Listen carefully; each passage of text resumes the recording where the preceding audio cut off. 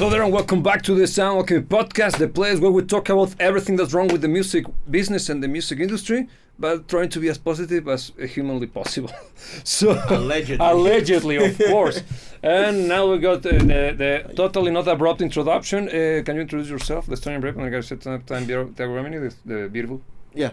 Very so often. Yeah, every so often. Yes. Yeah, every so often. Hello, girls and boys. How's it going? Very glad you're back. Every second Tuesday. In holidays. Yeah, bank holidays. So yeah, glad you're back. Great to have you here as well. And once again, we have stuff to talk about. There's gonna take us to stuff that we shouldn't be talking about. But we will. We're gonna try to avoid those traps. So today's conversation is gonna be around. This short talk that we had here in the studio during the coffee in the morning. Actually, what we do in the morning is actually coming up with a plan for the day while having a drink of coffee, because we're kind of addicted to that stuff.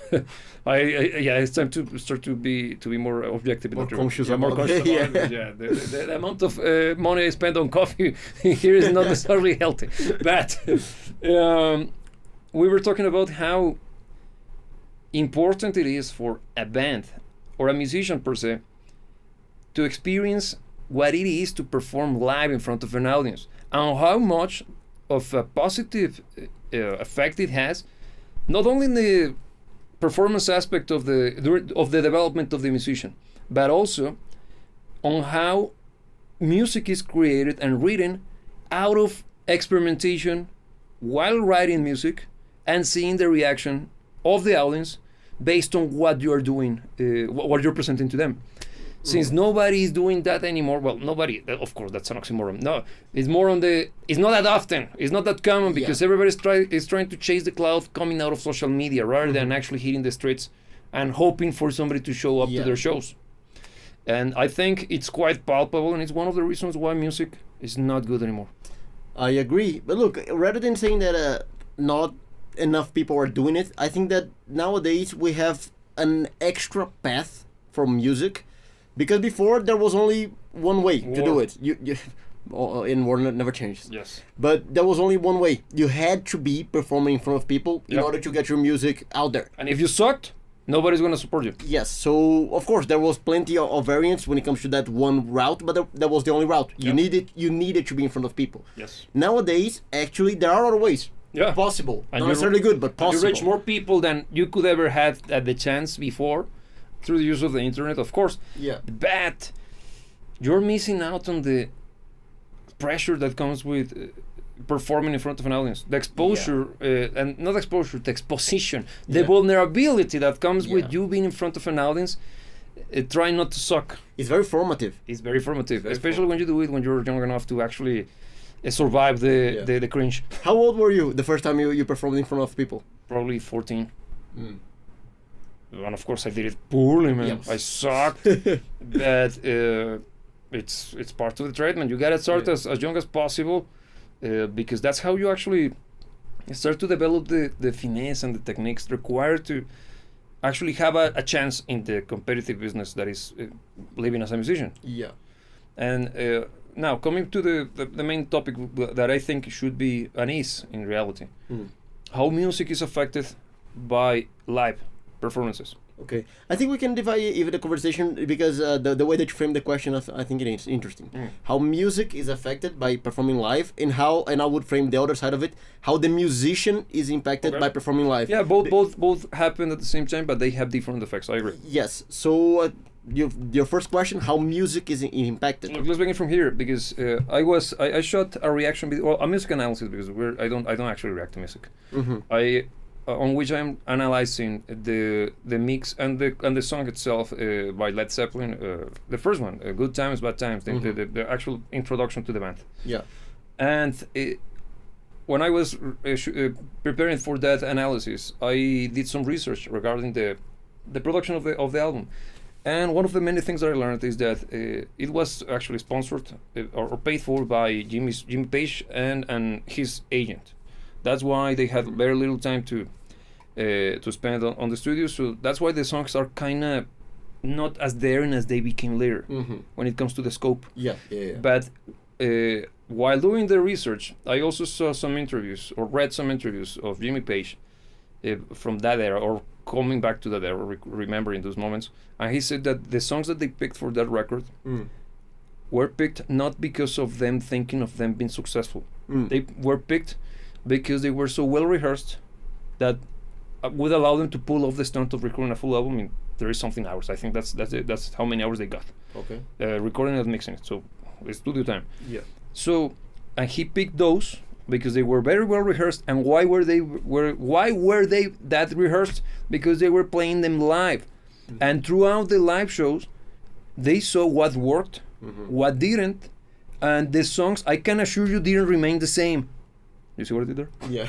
Because I can assure you that as they presented those tracks to audiences across the different places that they were gigging at that time, they experimented and saw some of the stuff, or tried some stuff, and some of it didn't stick, and they could see it firsthand, and that allowed them later to learn how to craft music that would be crowd pleasers, but also excellent music, and they didn't have to rely on the influence of the audience from their own words. Yeah. Makes sense. Makes sense. But also that reminds me of another instance of such a thing. Pink Floyd, my favorite album, Animals, kind of got developed in a similar fashion. Because I remember once reading as well an interview, I think it was Roger Waters who was answering to those questions, and he mentioned that Dogs, what we know as Dogs, was part of the shows while promoting Wish You Were Here. It was already not only in the making, was already kind of close to what the final form of the track was, but at that point it wasn't called Dogs, it was called You Got to Be Crazy.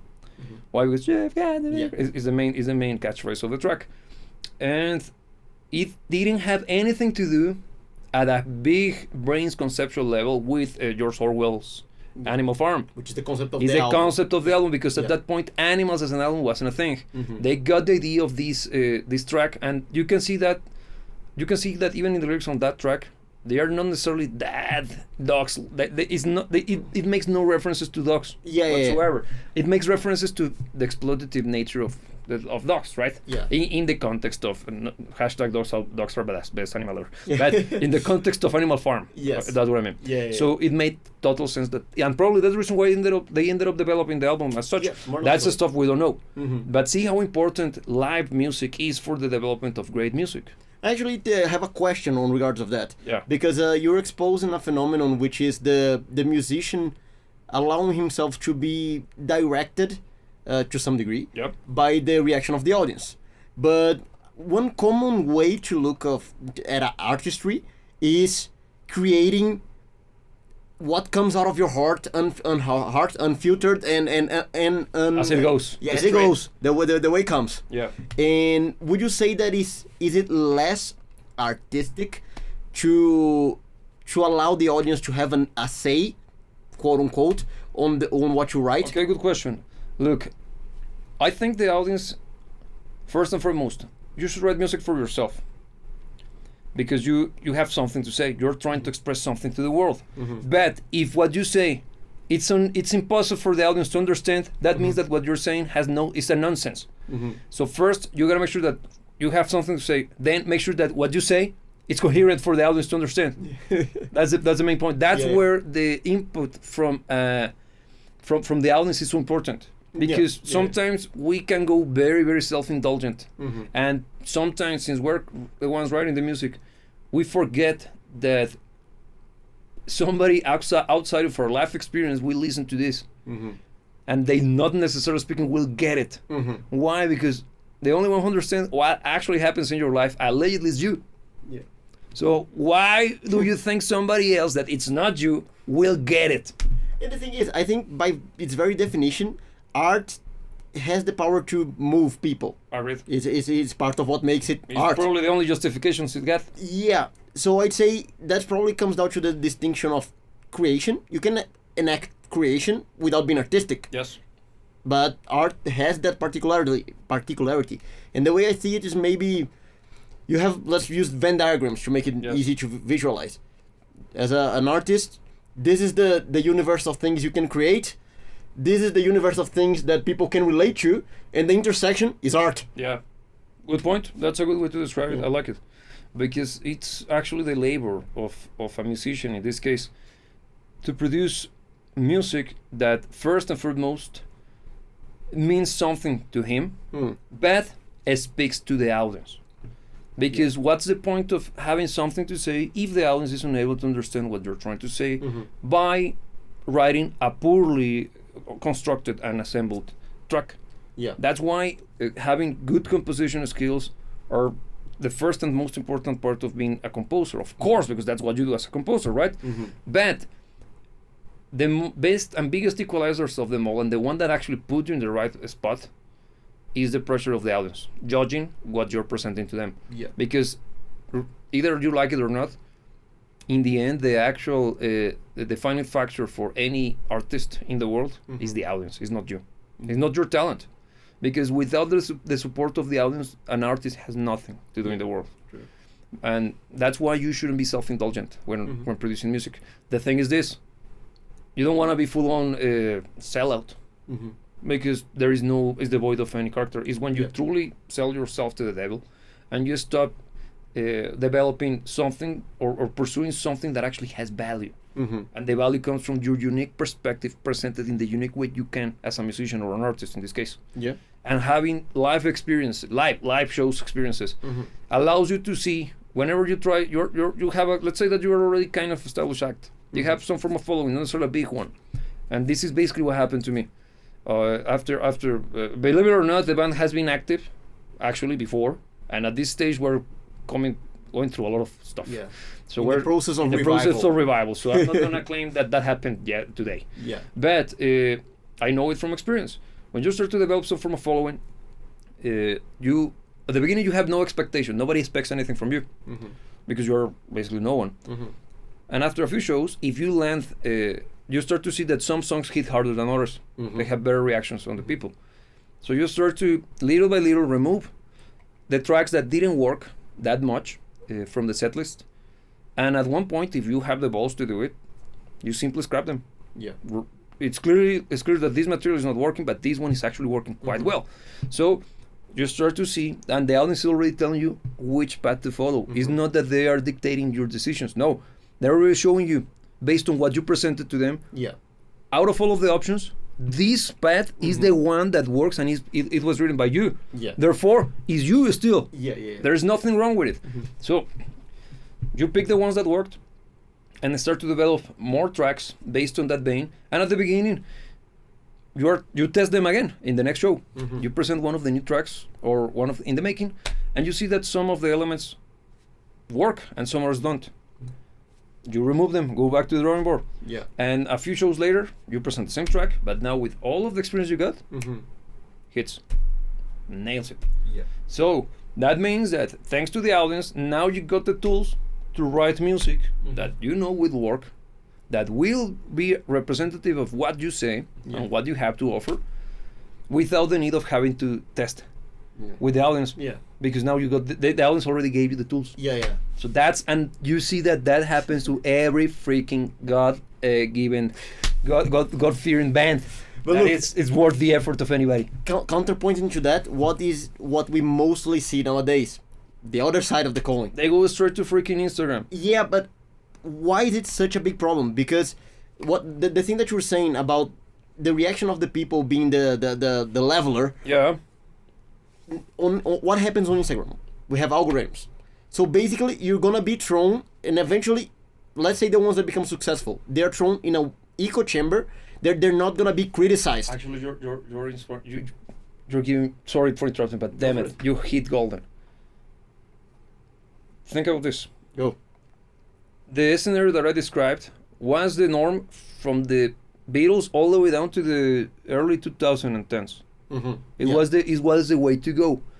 That's when you got still by the early 2010s some fringe actual acts becoming kind of having a career. Yeah, good music popping up and making a name for themselves. Yeah. And then everything changed because now the algorithm replaced the niche audiences because those bands were performing in the dingy halls that allowed them to perform. Yeah. And those dingy halls were actually filled with people that liked the dingy hall atmosphere. Yeah. and the bands that performed there. That's why you got so very visceral and active and vibrant scenes of different genres. Like the black metal Black scene. metal scene, you for got instance. gods everywhere. Mhm. When I was growing up here, there were you clearly could see the places where the metalheads hang out, Mhm. punks, gods, the vampires. Yeah. There was something here quite bad. Yeah, The emos. the emos, the pop, the what would be a normie today. Mhm.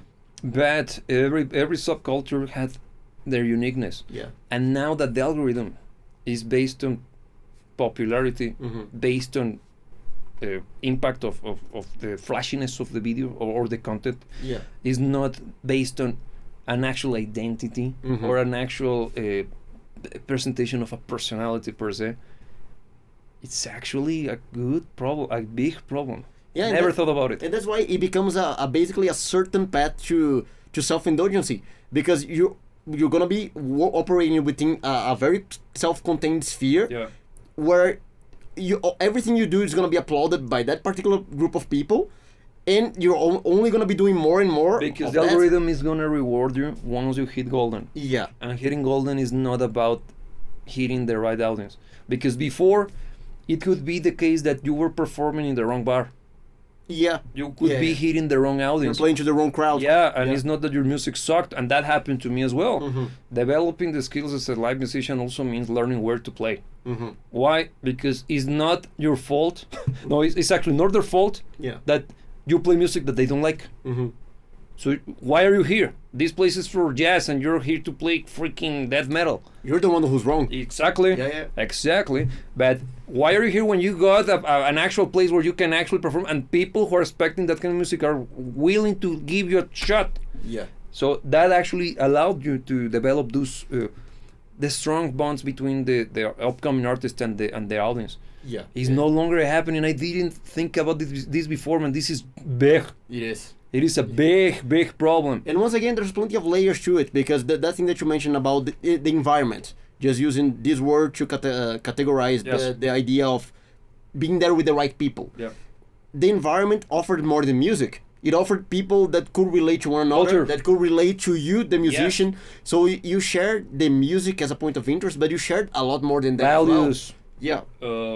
ideologies, ways of life. Yeah.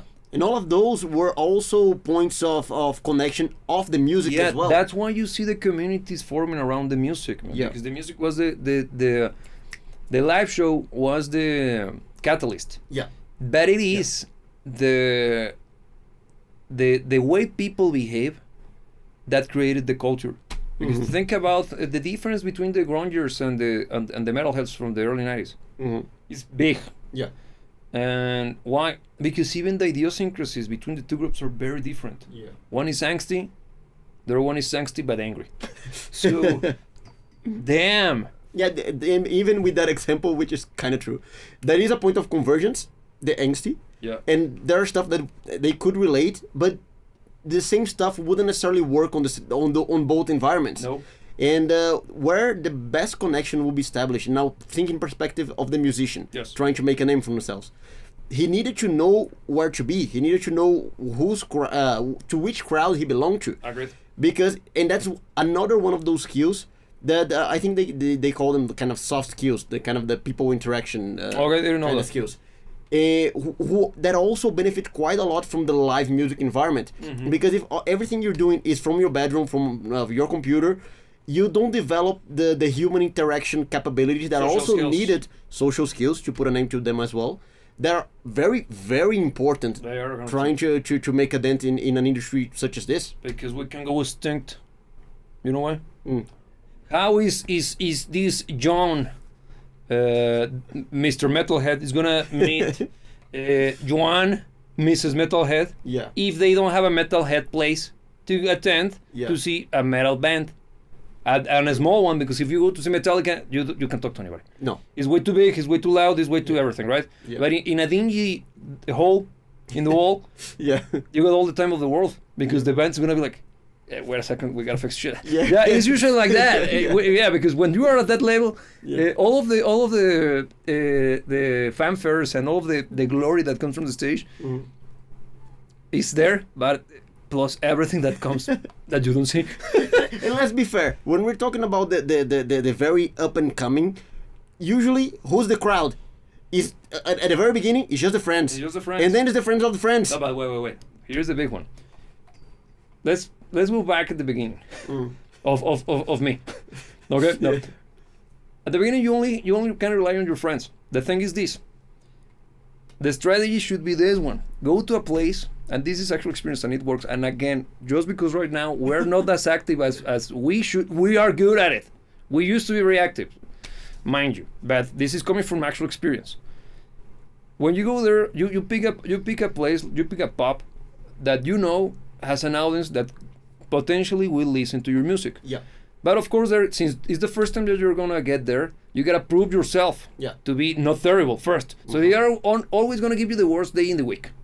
Yeah. Because they're giving you a chance. Yeah. And you should be glad that they did that. Be grateful for it. So what you do, you go there, you bring your friends, because they're the only people that will go there. Yeah. But there is always the occasional guy who had nothing better to do than giving a chance to a who knows. Yeah. That furniture drunk. Yeah. That's just part of the environment. Yeah. Or somebody who's passing by, like, let's have a beer, let's have some beers. Yeah. Yes. And you happen to be there performing. Yeah. If you do your job correctly, you're gonna impress the manager. The manager will like, okay, this guy managed to bring people in a dead day. Yeah. And it's already a tough sale for anybody. Even his friends are gonna have it hard to come here on Tuesday. Yeah. And he managed to convince them. Yeah. Okay, that means that he's appreciated. And that means that if I give him a birthday, he could bring even more people. Yeah. Secondly, he didn't suck. Actually, the kid knows what he's doing. It was actually a good performance. It was a good show. The music's actually good. And whoever randomly appeared is gonna go to the manager. Who are those kids? I liked it. It was very good. When are they coming back?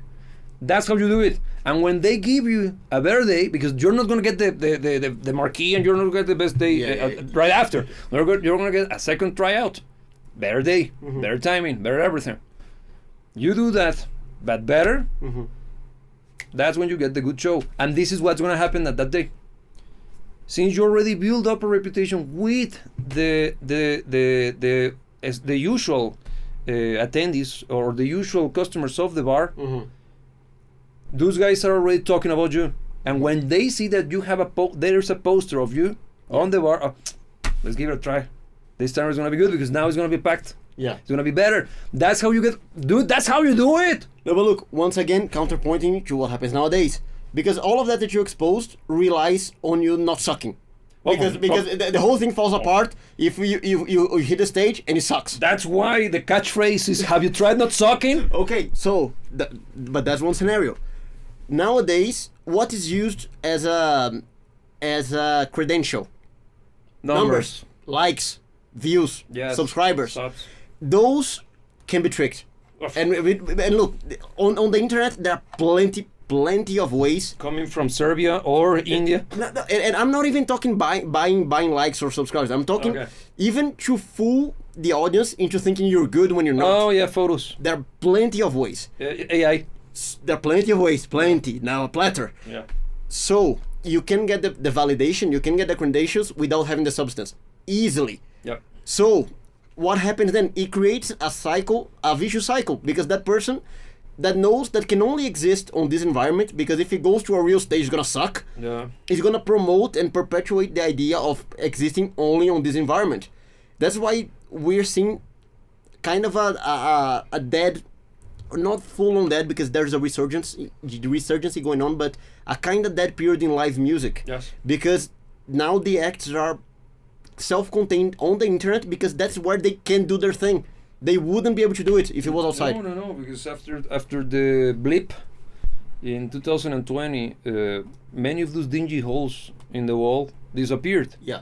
how could they survive? Yeah. But of course, life always finds its way, and they are starting to reemerge. Yeah. And that's a great thing, because eventually those places will need to host up and coming bands. Yeah. And what do you say about the resurgence? Yes, there are plenty of Gen Zers that are discovering the beauty of and the fun of live music. Yeah. And it's sad to if you make fun of it, you shouldn't, because those guys were the biggest victims of the whole blip happening in 2020. They were dealt a bad hand. Yeah. Yeah, because dude, they were, some of them were teenagers. The moment in which you experience this stuff, and they were basically arrested in home arrest. Mm-hmm. Arrested, well, I was thinking of the series, Yeah. but they were there, and they didn't have that life experience. Mm-hmm. And now that they are discovering, it's kind of sad to see that they are discovering when they should be thinking of getting married. But wherever is the way of the world now, and it's the result of many moving parts. So you start to see that there is a resurgence of that. That's good. Mm-hmm.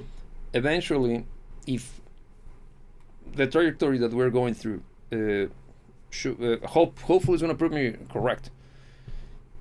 Those live acts will start to develop a following online, because you're going to start to see kind of a grassroots push by fans, because we're talking about bands that have no resources whatsoever. I'm not saying that they're poor by any means. I mean that they don't have any form of extra push behind, like the industry per se. And since there is starting to develop this actual appreciation for live shows from Gen Z, which is and even younger. Well, the Gen Z is still very young. Yeah. Those guys in that particular age bracket are the ones that make or break any musician. You are actually targeting those guys because they have disposable income enough, not that much, but enough to support you, and have the time with no responsibilities. Yeah. So those guys are the ones that you should be aiming for as a musician. And since those guys are starting to find and being exposed to the whole concept of live music, dude, there is a chance, and it's actually a very good one that doesn't repeat itself. I think the last time that happened was in the early 90s. Yeah, so now, since we're talking in a good chunk to musicians, it's something to be very attentive to. Yes. Because if you miss it, you miss it. You miss it, because it's just going to be a tiny period. Has it begun yet? No. But it's about to begin. You start to get ready for it. Start to prepare, because it requires you to be great on the stage, on both performance and showmanship. Yeah. And that's stuff that the only way to get good at is by exposure. You cannot practice that in the rehearsal room. That's a fact. Because it's one thing to play a guitar solo, just looking at the wall, and another one having a hot babe looking at you, hoping for you not to fail so she can talk to you once the show is over. But she's waiting. If you fail, you lose her. Yeah. That's what happens. That's what happens. And when you know that, and you're like, damn, this is it. Look, this can be actually the intro to the second portion of the conversation. How the stage affects not the music but the musician. Because you're just talking, what you're talking about here is the pressure that exists in the stage that don't necessarily exist in other it's impossible scenarios. Yeah, and I think that once again, we used the word before, it's very formative, because it's something that either you learn from it, or you're gonna be stuck on that period in time forever. Because you won't be able to escalate who listens to your music, who appreciates what you do, unless you learn all that other stuff that actually has nothing to do with music. Is it interpersonal? Intrapersonal. And even very, very introspective skills as well, because stuff regarding how you see yourself, regarding how confident you are, and all of that plays a huge role in the performance of music and in the impact that it can have on other people. I think those factors that you described are what allows you to continue with a career or not. Because you can be very bad. Your music not necessarily has to be great. But if you deliver a great show, dude, you're on the other side. Because thinking of the Ramones, let's be frank. Yeah. The music is okay. No, and they have fun songs. No, I enjoy them because they're fun. Because they're honest. It's quite honest. They know that this is the best we got. So there you got it. For what it is. Yeah, either you like it or not, and we don't care if you don't like it. That's your problem. Yeah. But and I love that. And you hear it in the music. Even the recordings had that wherever. And I never had the chance to see him live, of course. But from the footage that I've seen of them, and from the other older geezers that I had the chance to talk to, that actually had the chance to be there when the moment was right, and they were like, dude, they sucked, but it was so good. It was so good. It was fun. It was fun. So such a big personality, so enjoyable. And look, even thinking of them puts a smile on me, because I see them right now in my head. Yeah. Like, yeah, it would have been awesome in there, because Yeah. you are not there for the music. It's for those guys are. What a nice guy. It's basically that, right? But look, the Ramones had something in abundance, which was attitude. Yeah. They're full of attitude. And attitude is something that is hard to have on a stage. Yeah. Because when you're confronting people, Oof, man. the first reaction, if it's not something that you're used to, is clamping down. Yeah. That's and it's kind of instinctive in nature. Yeah. Your body stiffens, but not in the right places. Yeah, exactly. If you know what I mean. So, someone who can have a big personality on stage, someone who can have a lot of attitude on stage, shows dominance over the stage. Great. That person is good on a Yes. stage, because that's a skill. Yeah, it is a skill. Yeah. And it's bravado. It's the stuff that you have to earn. It's not something that you can practice, because on Sunday I was working with a client remotely, and I showed that guy a clip of Steve Vai performing, because I wanted to show. We're talking about whammy bar, a whammy pedal. And it's a pitch shifting, okay, pedal. For those of you who are not into guitar stuff. First and foremost, well done. And, the right path. and if you know, I feel you. Okay, and I was looking for a good performance of him using that particular effect. He has plenty, but I picked one by accident, because in that one he doesn't use it. But I'm telling you that story because in that it was a live performance of one of his most popular tracks is Tender Surrender. You have heard that one before. It's a beautiful song. Yeah. But the performance is excellent. He's such a great showman. I have seen him live. Yeah, he delivers 100%, because the skills that he has, he does the whole thing. He's a very gifted guitar player, but he doesn't do it just by playing the guitar. He finds ways to make it super attractive to the eyes, man. Make a spectacle out of it. Super spectacular, man. So he does the show greatly, and this guy was like, wow, even everything is rehearsed. Yes, man. Every goddamn move, because you can clearly see that even the bandmates, they know that, okay, he's gonna do those stupidity, those ridiculous moves. Let's break. Yeah. Like let's get out of the way. Or in case something goes wrong, we can fill in the gap. Yeah. Because those stunts, of course, you gotta do them with care. Not everything is possible. Yeah, they can go away. Yeah. And his dad well rehearsed and good. That it's flawless. It's flawless. Of course, there are some tiny micro mistakes, but if you look at them, there's something very wrong with you. Yeah. And this guy wasn't that familiar. He knew of him, but wasn't that familiar with him. When the song finished, I told him, look, this is the reason why he was part of Frank Zappa and Whitesnake, man. Everybody wanted to have that guy, man. That's why that's why he's the bad guy in Crossroads, that movie. Yeah. Because everybody wanted to have that guy with them, man. It's because of that. Even when the song ends and I stopped the video, like, no, man, he earned his salary at that very moment. Yeah, 100%. Yeah. Everything he earned that night, it was due to that. Fantastic. And how he did it, experience on the stage, because he's tough, man. Yeah. He's very tough and demanding. And when you are not familiar with the scary, the fear factor that comes with being on the stage, as soon as you hit it, even before you hit it, yeah. when you arrive at the venue, like, it's gonna be bad. I shouldn't be here. Why am I doing this? This is just making me feel pain. I shouldn't be here. And then it's getting close to the moment, and the moment hits, shit. Damn it! There is no way to chicken out now. Yeah. And it's do or die. I'd rather die, but it's not being bestowed upon me. So it's not my choice to make. It's not my choice to make. So I do. And then it's over, and you only feel regret and cringe. I'm like, oh, it sucked. It was awful. And whenever it shows up, well done. Don't lie to me, it sucked. No, it was very good. Then you watch the video. It sucked, man. It did suck. So, but that's the first show. The second one is the same but less. The third one is the same but less. The fourth one is going to take at least 10 Yeah. for you to stop feeling like that. Yeah. But it changes. It's not that you stop feeling fear. Now you feel the excitement because you have also experienced the glory that comes from doing it well. Mm-hmm. There is that very moment in which somehow you pull it off Yeah. and the audience react to you. Yeah. You actually did it. Like, this is how it feels like. I like it. Yeah. So, but the rest of the show goes to shit.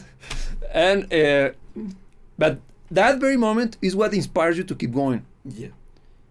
And then the next time you perform that song, the one that worked, you're gonna now try to do the. But since you didn't rehearse it, but thanks to failure, you have developed the testicular fortitude to understand that it was my fault. Yeah. Why I got cocky, or I should have rehearsed that more.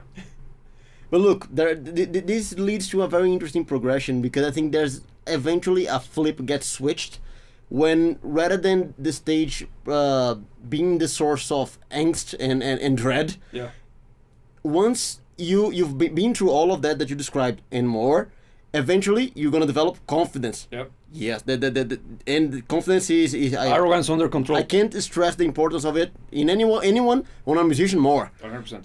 And when that is developed, what happens? Now, rather than the stage providing you with fear, this stage is where you feel you can be your best. Yes. Because now that you know that you are capable of delivering something that people can appreciate, that's the space that you thrive. And actually, in my case, personally speaking, it's where I feel that I'm my fullest version. Mm-hmm. It's where I'm who I am. Yeah. Because it's when you are on the stage that you actually feel you can show exactly everything good about you. Yeah. You are no longer trying to play yourself down, Mm-hmm. and it's not being cocky. No, you are on the position. Yeah.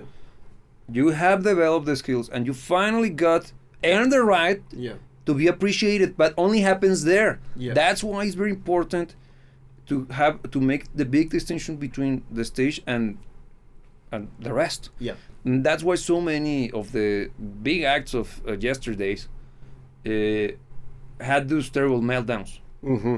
Because they since it happened so suddenly and so abruptly and very young, Mm-hmm. they weren't prepared mentally speaking and spiritually speaking to deal with success and ego. Oof. I saw yesterday an interview with Sebastian Bach, obviously not the composer, the singer for Quiet Riot. Mm-hmm. And he shared a story on which him, Axl Rose, and David Roth were drinking with Rick Rubin. Yeah, but the thing sounds like the beginning for a very cheesy joke. It sounds like a joke, but the thing is that Rick Rubin was hanging out with either Axl or Sebastian, Mm-hmm. and let's hang out with this guy. They hit a bar, Mm-hmm. and they got to the bar, and David Roth was there, and he was already kind of tipsy, Mm-hmm.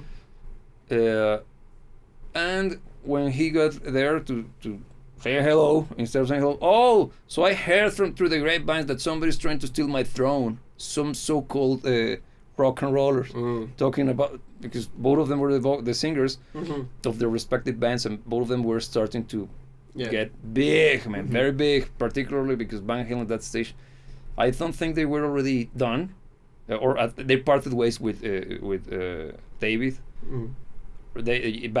Or they were about to do it. Yeah. I don't know exactly the date, but the thing is this: Axl stood up. I'm not trying to steal anybody's shit because I am making my own. That's why I like rock and roll. Yes, that's Axl. God damn, well done. And he got pissed, obviously. Yeah. But here's the big one. Next morning, Sebastian Bach calls Axl. Dude, I just got a letter from David Roth, handwritten, saying that what he said was his ego. and a bunch of Jack Daniels in him, and that he feels very sorry, and this is not the way he is, and Axel, I got the same, dude. That's rock and roll. Yeah. That's it. But Well respect. done. That, yeah, Respect. that, I respect that. But that was a bad showcase of behavior, man. The thing is that what the level of personality and attitude that is fitting on a stage is only fitting on a stage. Yep. If you carry that outside of the stage, it might be out of place. Yeah. And I think this basically was a case of that, because David Lee Roth, all of the personality on stage is incredible. Yeah. It's perfect. It's perfectly suited for the stage. But if you take it out, it can create problems. It's annoying. Yeah. It's way too cocky. It's obnoxious. It's not natural, man. Yeah. It's not forced, because he is full on that guy. Mhm. But going full on Diamond Dave is not necessarily. Yeah. Nobody can deal with that for that long run. Yeah. And yeah, so you see that the way that even the personality of the musician changes by exposure or exposing their music to an audience, Mm-hmm. because it's thanks to those experiences that you start to develop not only finesse on the stage and the showmanship element, but also you develop the humility Mm-hmm. that comes with exposing your actual feelings through the use of music to an audience Mm-hmm. and seeing them actually reacting. And even when you start to get people singing along, that's something that is tough to beat, man, Mm-hmm. because that hits you hard in the sentimental aspect, but also ego. Oof, man. Yeah. And it's the balancing act. And again, this coming from us. Again, just because you might find us at this very point in our career, Yeah. we might be nobodies right now, but we know what we're talking about, for real. And we'll come back with a vengeance. Yeah. But it's not the way you want it, it's the way it should be.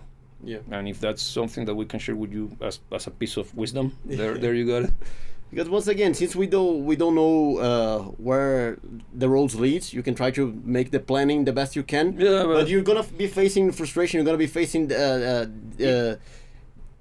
quite a lot of Obstacles. yeah, along the way, and those are just another layer of things that being thrown. What is thrown at you on stage, develops the character, develops the fortitude that is needed to keep going, because in the end it's gonna happen. It might not happen to you the same exactly way that it happened to us, but it is gonna happen in some form. Yeah.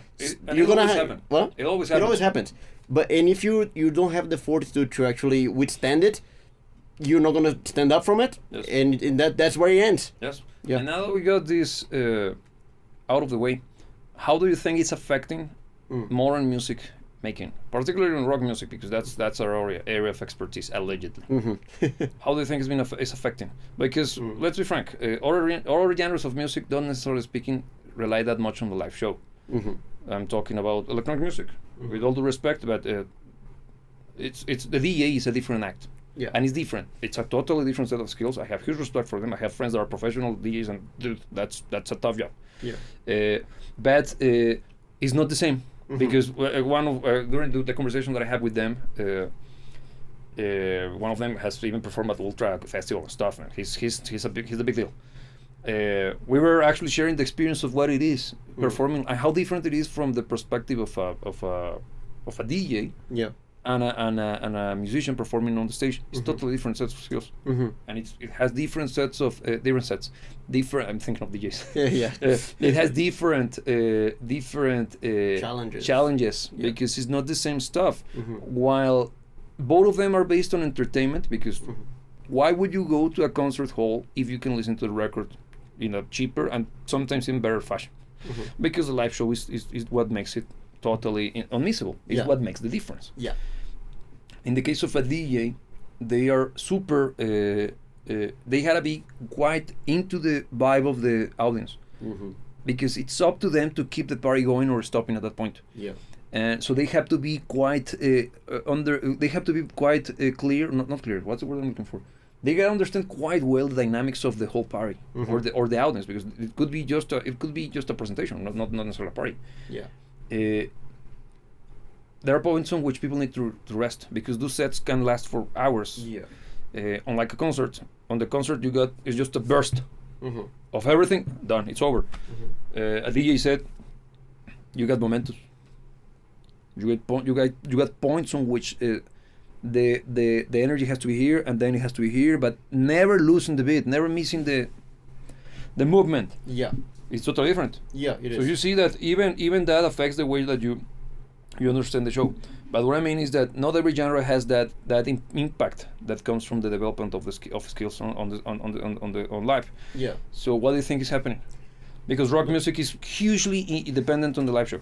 I think live music, rock music is very negatively impacted by this nowadays. Like very, very, very negatively impacted. Because if you think about the inception of rock, or even the artists that we truly respect, all of them, they were part of movements. Not necessarily specific cultural movements, but there was something going on, and those artists managed to actually encapsulate and retain the atmosphere, the zeitgeist of the generation of that point in time. And you need the community for that. You need the community aspect of music in order for that to happen, because it's people that actually defines culture, and the artist kind of captures that culture and makes it art. Yep. But if you don't have that community aspect, that now is basically, it's not that it's non-existent, because you can say that social media made communities even bigger.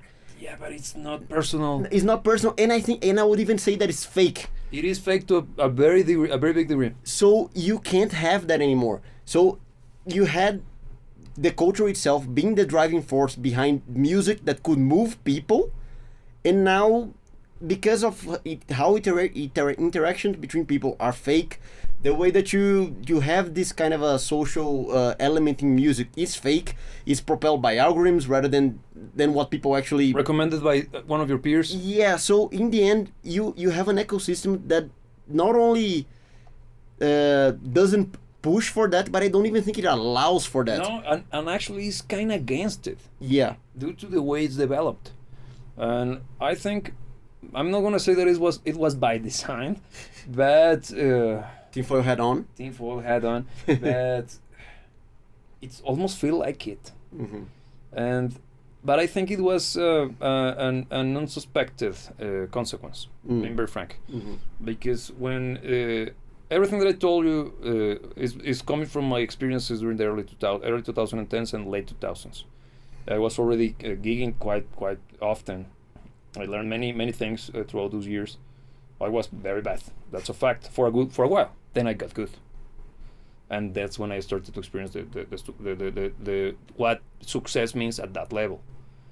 And when I started to experience the success, it was also the beginning of social media becoming now what it is today. Yeah. Because at that point it was when even boomers started to join. We're talking about 2013, 14 maybe. That's why, and that's actually one of the reasons why this dubious organization has so little numbers online. I mean, we never pushed online because I didn't get it, because I never used it. Yeah. And for me it was YouTube, and I had a hard time trying to understand that it was considered social media. Like, this is just a website to watch videos, man. What kind of social media aspect does it have? Do you remember when Google tried to do Google Plus? What was the name? Yeah. That thing when they tried to compete with Facebook, It died. it died like in seconds. It was terrible. Why? Because it's the same. Even Apple tried to do it with iTunes. They dropped ping.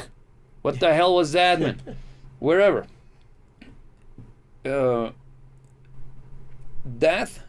that point I thought it would be an extra, but it became the only and the norm. Yeah. It became the de facto way to do things.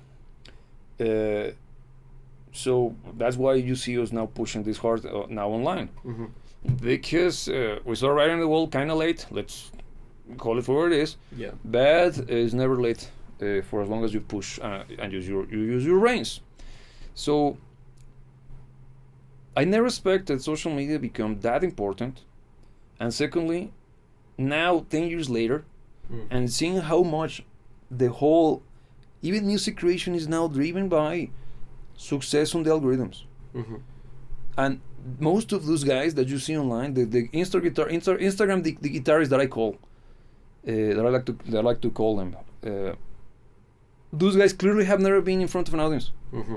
There is something that is in the eyes. I don't know if that makes sense. You know what I mean, right? Yeah. As soon as you see them, dude, you have never been in front of an audience. Mm-hmm. And if you do, you're gonna fail miserably. And it's not me being spiteful by any means. Mm-hmm.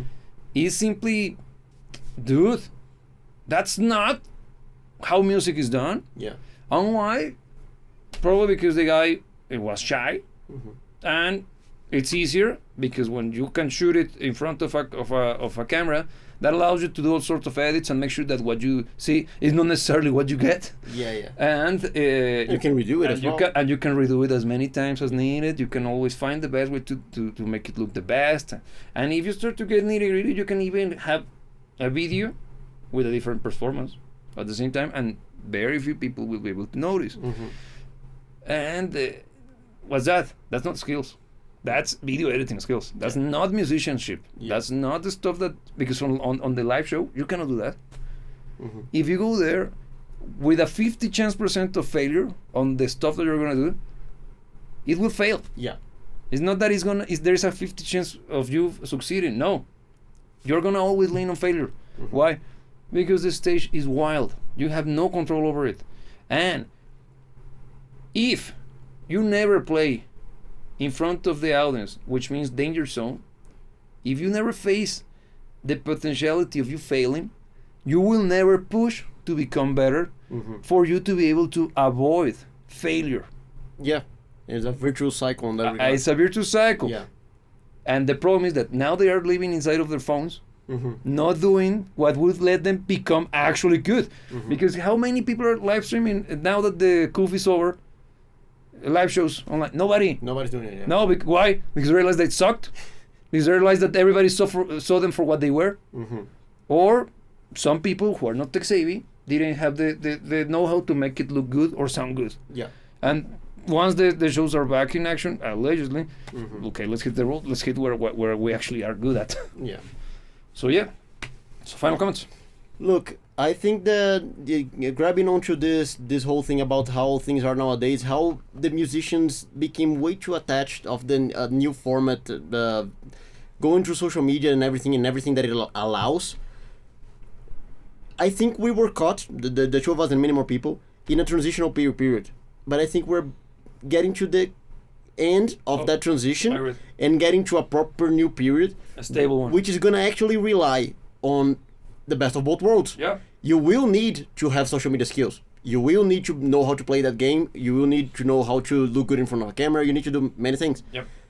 But you won't be able to get away with slop anymore. I agree. You will have to have all of that, plus good music, I agree. plus the ability to move people through your music, plus the ability to deliver live on stage as well. Especially since AI is now capable of producing music Yes. that is not that bad. Yeah, so nowadays we're getting to a point where nothing short of great on all aspects is going to be accepted. No. You So- gotta be on the top of the game because Yeah. even mediocre is surpassed by AI. Yeah. So yeah, And I'm actually looking, I think that's positive. it's positive Because I think there's going to be a cleansing. because we do need to have a cleansing. And no, Yeah. I'm gonna say that it is, man. One of the reasons why music today sucks so much is because everybody that thinks that just putting a few chords together is music, call it music, are capable of putting that trash on Spotify. And those guys are clearing the systems. Those Mhm. guys are getting in the way of people who are actually producing good music. And once this happens, and they are because people will like, you did it with AI. Don't try to play with me. Yeah. It's clear that you did it with AI. And those guys go, no, I didn't. Probably they didn't. But their music is that bad that it's confused by AI. If it can be confused for AI, it's because it sucks. Yeah, exactly. Yeah. They think that it's AI, and they think that it's passing for or as AI. Yeah. It shows you that no man, You already failed. you already failed, and you Yeah. shouldn't be wasting your time, and you shouldn't be getting the space. You shouldn't be occupying the space for someone that could have a chance. So that's gonna happen. Mark my words. I think it's already in brewing. That's why you see so many videos on YouTube of people complaining and trying to poison AI. Dude, if your music is good, you shouldn't be worried. And this is not maybe from it's not coming from a perspective of from the perspective of somebody who's cocky. No, man. If you listen to what AI is capable of producing, you know that if you know what you're doing, you're not afraid. You're like, that's excellent because that's easy. No more stock music. Because actually what they're producing is basically stock music. This is the end of lo-fi. And I'm glad that this is happening because no more lo-fi. The fact that those guys became millionaires, because think about that freaking YouTube channel with the anime backdrop. The actual original lo-fi, god damn it, that guy's loaded, man. Yeah. By doing what? Huge. By doing what? Nothing. Shitty beats that he steals from any MIDI compendium. Yeah. And dropping all totally royalty-free jazz recordings and putting those shitty beats on top of it on goddamn machine. Yeah. And he did that. He made it. But this is over because now you can ask for fucking AI. Sorry for swearing, but damn it, it truly hits hard, right in the heart. Because there is an app, Apple released, and this is the end of lo-fi, man. I love it. On the next iteration of iOS, you will be able to ask for background music, and it has different stations. It's gonna be AI generated. Okay. So it's generated on the spot. So give me something to calm down. It's just noise, man. Yeah.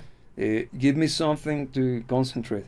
Give me lo-fi. Yeah, it's killing it like glorious. Yeah. So yeah, we finally the Necron at least are doing something good. So that goes home. Yeah.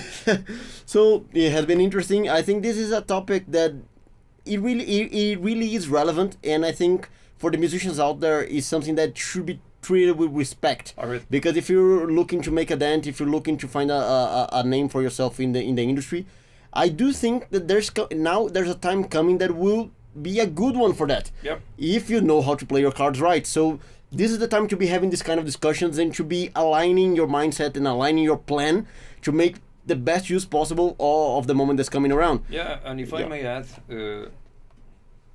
come up with a good gimmick for your band or your act. A gimmick doesn't necessarily speak has to be a gimmick in the extent of the word. Okay, and make yourself visible, make yourself interesting, and make yourself easy to recognize from afar. Because the time of just a bunch of dudes with Metallica t-shirts playing guitar is gone. Why? We are living in a world in which everything is highly polished and extremely well produced, and AI can do many things. Yeah. Video-wise as well. So if you don't develop some visual identity that truly propels you, or at least separates you from the rest, think of Ghost. Those guys nailed it. I don't happen to be a huge fan of those guys, but they nailed it. Yeah. So think in those terms. So thanks for joining, thanks for watching, and that could be a discussion for another day because actually it's a good idea. It can indeed.